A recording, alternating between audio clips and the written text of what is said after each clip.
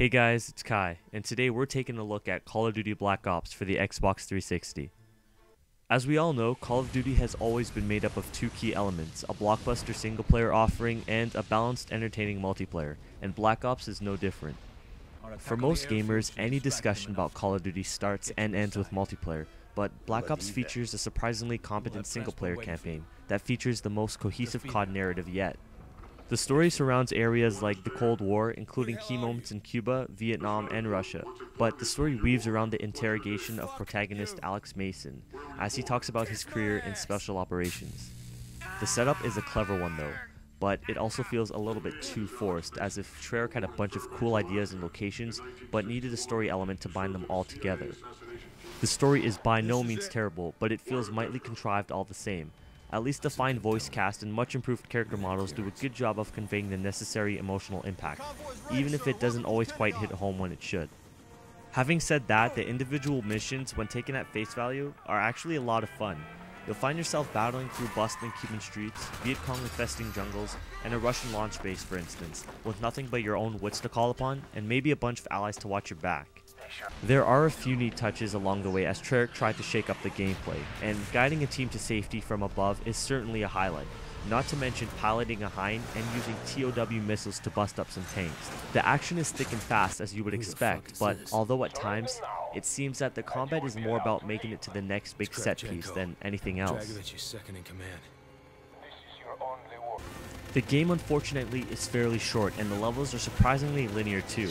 If you play on the easiest difficulty Recruit, then you'll probably breeze through the game in a few hours or so, but by cranking up the difficulty to Veteran, you're likely to bring out the worst aspects of the game. Enemies also have a remarkable ability to totally ignore your allies and focus their fire entirely on you, even scoring freak headshots while blind fire from half the map away. When you're often being killed without even knowing the root cause, it's only a matter of time before your controller starts to fear for its life. Nor the fact that your AI buddies are so oblivious to them doing so. This made me think about the COD 2 campaign. It's kind of interesting, but it's probably the hardest campaign I've ever played on Veteran. I still can't even finish it to this day, it's just ridiculously hard. Still, it's a solid effort overall, whose tone and spirit adequately captures the culture of paranoia that resulted from the tense 60s era Cold War between the US and Russia, the Cuban Missile Crisis, and the Vietnam War. Like I said before, the cast of characters is great but isn't nearly as likable as Price and Soap, but the superior voice acting and motion capture work make it a lot easier to enjoy the 7 to 8 hour story as it unfolds. Without spoiling anything for you guys should definitely check out the final scene in the game. That should explain a lot. It's obvious that Treyarch set out to make this installment the definitive online Call of Duty experience, and it helps that such a solid framework had been laid out by the previous titles.